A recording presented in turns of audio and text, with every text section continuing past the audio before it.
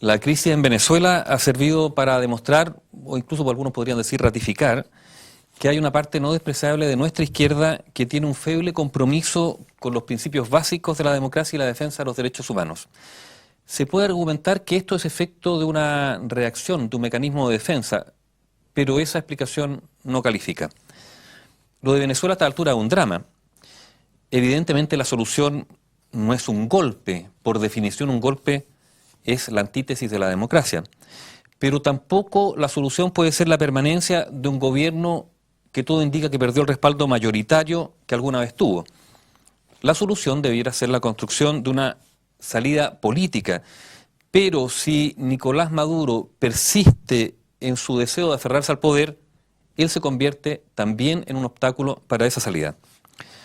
Si hay algo que tiene que destacarse del proceso que inició Hugo Chávez, fue el someterse periódicamente, sistemáticamente al escrutinio popular a través de muchísimas elecciones y referéndums. Recordemos además que Chávez surgió a partir del desplome del sistema político tradicional, que cayó por la corrupción y además por la no preocupación por los sectores más desposeídos. Eso le dio a Chávez o a ese proceso una innegable legitimidad, además por estas elecciones. Pero el problema comenzó a registrarse cuando ese régimen se percató que perdía la mayoría.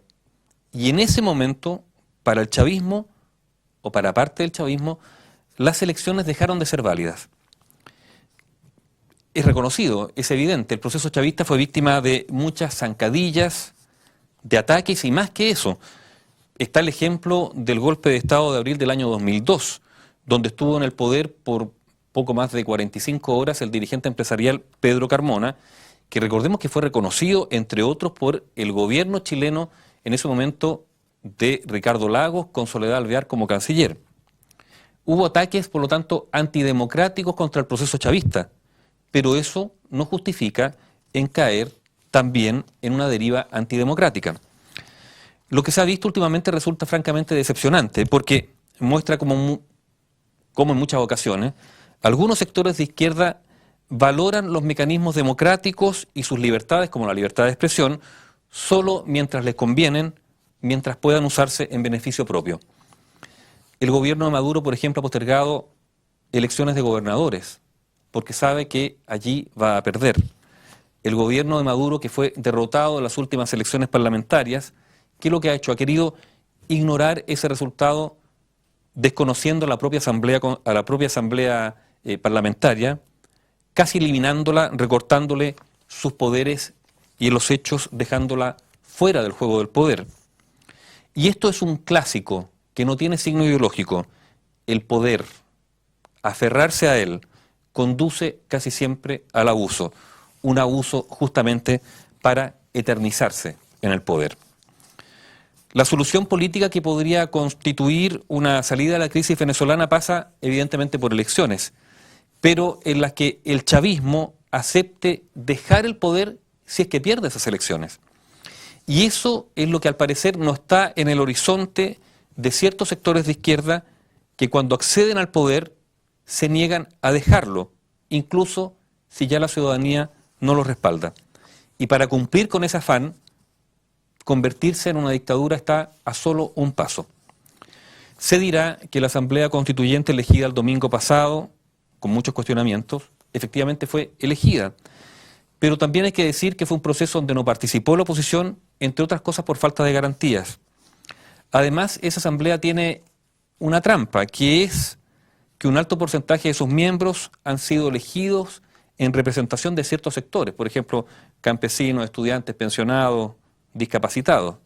El problema es que quienes eligen en esos sectores a esos representantes son organizaciones controladas por el Poder Ejecutivo.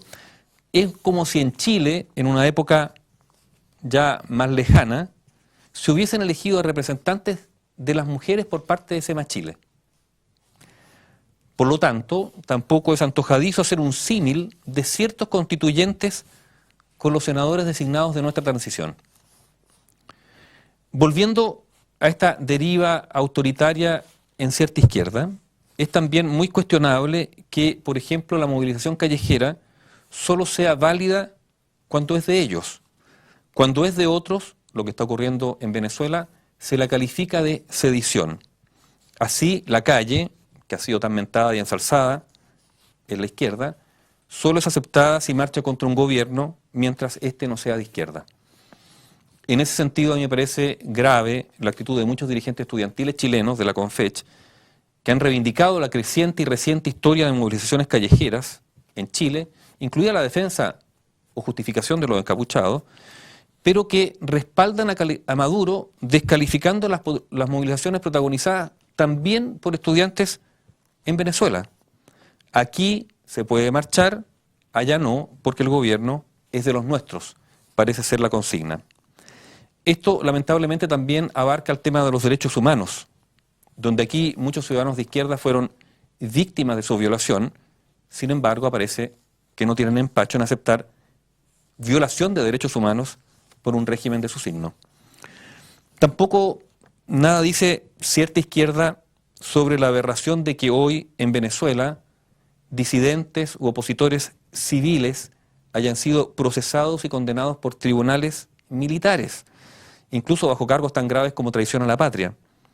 Los mismos que aquí, con justa razón, levantaron el grito cuando bajo la dictadura chilena y después se procesó a civiles en la justicia militar, lo aprueban o por lo menos se callan por lo que está ocurriendo igual en Venezuela. Desde la izquierda se alega injerencia de quienes desde el exterior advierten sobre la deriva autoritaria del régimen de Maduro, pero es la misma izquierda que alababa las denuncias extranjeras de las violaciones de los derechos humanos en nuestro país. Seguramente, hay que decirlo, en Venezuela hay muchas cosas que están en juego. Hay evidentemente intereses ocultos, hay fuerzas subterráneas, es innegable. Pero aunque eso sea así, eso no puede servir para justificar el desprecio y la transgresión de lo primero y fundamental, que son los derechos de las personas y sus libertades.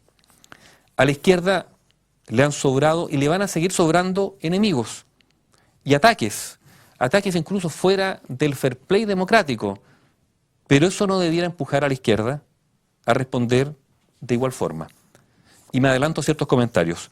Cuando cierta izquierda califica de fascista a todo el que piensa distinto, se parece inquietantemente a esa derecha que tilda de comunista a cualquiera que también piensa distinto.